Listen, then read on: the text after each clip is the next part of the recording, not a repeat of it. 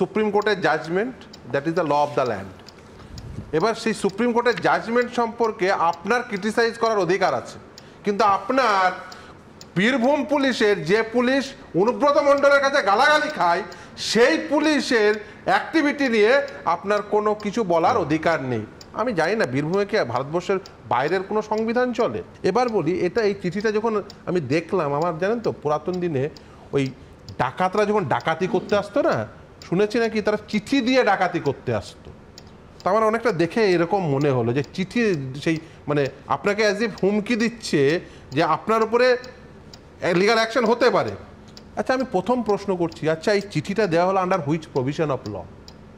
আইনের তো কোনো একটা প্রভিশনকে ইনভক করে চিঠিটা দেবে। আচ্ছা, এই বীরভূমের এই যে ওসিকে এই যে চিঠিটা দেওয়ার আইন কোন অধিকার বলে এটা দিয়েছে বলুন তো?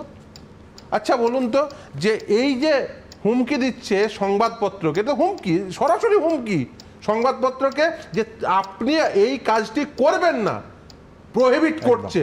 এই প্রোহিবিশন করার অধিকার, এই প্রোহিবিটরি এই যে অর্ডার, এটা আমি অর্ডারই বলবো, এ তো মানে ওসি সে নিদান দিচ্ছে যে আপনি এটা দেখাবেন না।